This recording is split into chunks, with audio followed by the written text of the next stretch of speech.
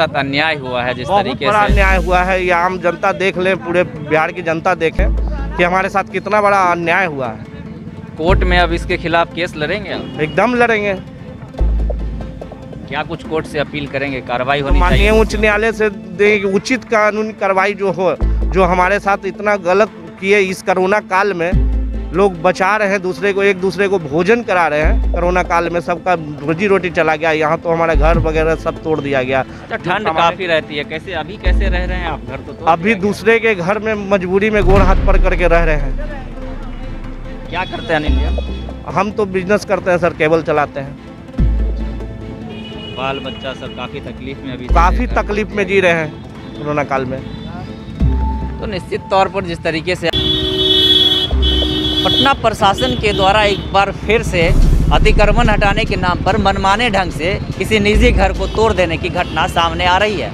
Court से stay order लेने के बावजूद घर को ध्वस्त कर दिया गया। आप हमारे पीछे देख सकते हैं किस तरीके से इस घर को पूरी तरीके से तोड़कर मिट्टी में मिला दिया गया है। और जेसीबी अभी जो है वो पटना नगर निगम के इस जगह पर काम कर रही है, तोड़ने में लगी हुई है। हमारे साथ बात करने के लिए इस घर के मालिक हैं, जिनके हाथ में स्टे ऑर्डर भी है, और स्टे ऑर्डर आने के बावजूद इनके घर को पूरी तरीके से ढहा दिया गया है। क्या कुछ कहेंगे सर? आपके हम लोग सबसे पहले तो आप ये बताइए कि आपका नाम क्या है और स्टे ऑर्डर आप कब लिए थे? मेरा नाम अनिल कुमार है और ये स्टे 7 तारीख को ही हो गया था। तो 7 तारीख को सीओ साहब तोड़ने आए थे। हमने उन्हें लिखित दिया कि सर हमारा ज़मीन पे स्टे ऑर्डर हो गया है, तो बिना तोड़े चले गए। लेकिन 9 तारीख को एडीएम साहब आए, लाइन ऑर्डर एडीएम साहब, और वो जबरन हम लोग बोलते रह गए कि सर स्टे लगा हुआ है। वो गाली दे के हम लोग को भगा दिए। मेरे घर से जो महिलाएं थी, भाभी वगैरह जो थी, सबको लाठी से, महिला पुलिस से पिटवा करके, घर से निकालवा करके, और सारा घर को तोड़ दिया गया जबरन। हम लोग गोड़ हाथ पड़ते रह गए। कि कोर्ट के तरफ से स्टे ऑर्डर मिला हुआ है। डाउनलोड मंडे को हुआ है।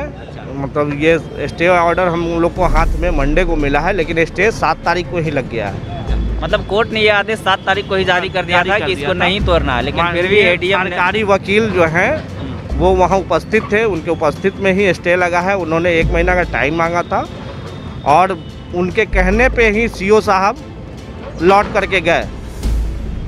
वो नहीं तोड़े सीओ साहब 7 तारीख को। मतलब सीओ समझ गए कि स्टे ऑर्डर लगा, उनके बाद उनके फ़ोन पे वकील साहब जो हैं, सरकारी वकील माननीय उच्च न्यायालय के, वो सीओ साहब को फ़ोन करके बोले कि स्टे लग गया, उसको मत तोड़िए। तो सीओ साहब लौट करके चले गए, और ये एडीएम साहब आकर के लाइन ऑर्डर आकर के जबरन तोड़ दिए हैं। हम लोग रोते रह गए, बिलखते रह गए। मैं हार्ट पेशेंट हूँ। मैं उस दिन हमको ऐसा धक्का दिए कि मेरे सीने में दर्द हो गया। मैं जा कर के घर में दवा खा करके लेट गया।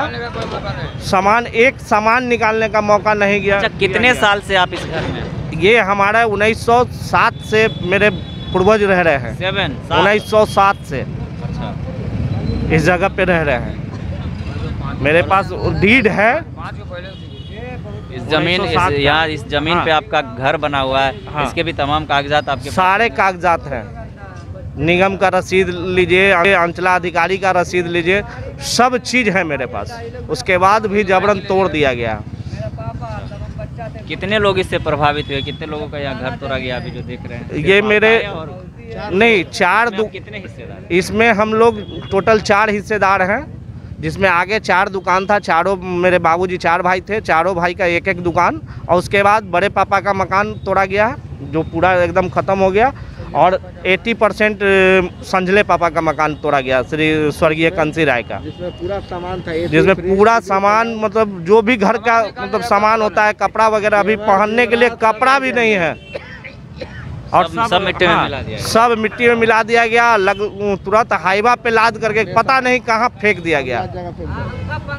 मतलब 1907 से आप रह रहे हैं, पुश्त आपके कई पुश्त यहाँ पे बीत गए होंगे, लेकिन सरकार को अब याद आई है कि ये जगह जो है वो अतिक्रमण के जद में आता है। वो झूठ बोल रहे हैं कि अतिक्रमण है। वो तो अपने मन से बोल रहे हैं। वो झूठ बोल रहे हैं कि अतिक्रमण है, और ये भी झूठ बोले कि पेमेंट ले चुका है। हम लोगों ने पेमेंट के लिए अप्लाई किया था, लेकिन पेमेंट नहीं दिया गया, ये बोल के कि आपकी ज़मीन ये नहीं है, सरकारी ज़मीन है। जब हम लोगों ने पूरा पेपर दिया, उसके बाद भी वो सुनने को तैयार नहीं है। जब हाईकोर्ट के माननीय उच्च न्यायालय का आदेश को सुनने को वो तैयार नहीं है तो हमारी बात क्या मानेंगे वो। माननीय उच्च न्यायालय का इतना बड़ा मतलब अपमान हम तो कहीं नहीं देखे हैं, ये बिहार में ही और हमारे सुशासन बाबू की सरकार में ही ऐसा देखा जा सकता है। आपके साथ अन्याय हुआ है जिस तरीके बहुत बड़ा से, अन्याय हुआ है। ये आम जनता देख लें, पूरे बिहार की जनता देखें कि हमारे साथ कितना बड़ा अन्याय हुआ है। कोर्ट में अब इसके खिलाफ केस लड़ेंगे आप? एकदम लड़ेंगे। क्या कुछ कोर्ट से अपील करेंगे, कार्रवाई होनी माननीय चाहिए? उच्च न्यायालय से उचित कानूनी कार्रवाई जो हो, जो हमारे साथ इतना गलत किए इस कोरोना काल में, लोग बचा रहे हैं दूसरे को, एक दूसरे को भोजन करा रहे हैं। कोरोना काल में सबका रोजी रोटी चला गया, यहाँ तो हमारा घर वगैरह सब तोड़ दिया गया। अच्छा, ठंड काफी रहती है, कैसे अभी कैसे रह रहे हैं आप? घर तो तोड़ अभी दिया गया। दूसरे के घर में मजबूरी में गोड़ हाथ पर करके रह रहे हैं। क्या करते हैं अनिल जी आप? हम तो बिजनेस करते हैं सर, केबल चलाते हैं। बाल बच्चा सब काफ़ी तकलीफ में अभी काफ़ी तकलीफ में जी रहे हैं कोरोना काल में। तो निश्चित तौर पर जिस तरीके से आपने सुना कि कोर्ट ने स्टे ऑर्डर लगा दिया था इस मकान को नहीं तोड़ने के लिए, सीओ साहब भी पहले यहाँ पहुँचे थे, उनको ये स्टे ऑर्डर दिखाया गया, बाकायदा सरकारी वकील से उनकी बात कराई गई, तो उनके समझ में ये बात आ गई कि कोर्ट ने इस घर को तोड़ने से मना किया है, यानी कि कोर्ट ने आदेश जारी कर दिया है कि इस घर को नहीं तोड़ना है। लेकिन एडीएम साहब यहाँ पहुँचे और स्टे ऑर्डर दिखाते रह गए, रोते बिलखते रह गए, लेकिन उन्होंने अपना फरमान जारी कर दिया कि ये इस घर को तोड़ना है क्योंकि ये अतिक्रमण के हद में आता है। हालांकि 1907 से ये लोग बता रहे हैं कि इस जगह पर रह रहे हैं, तमाम कागजात इनके पास है, इनकी पुश्तैनी ज़मीन थी जिस पर इन्होंने घर बनाया है 1907 से।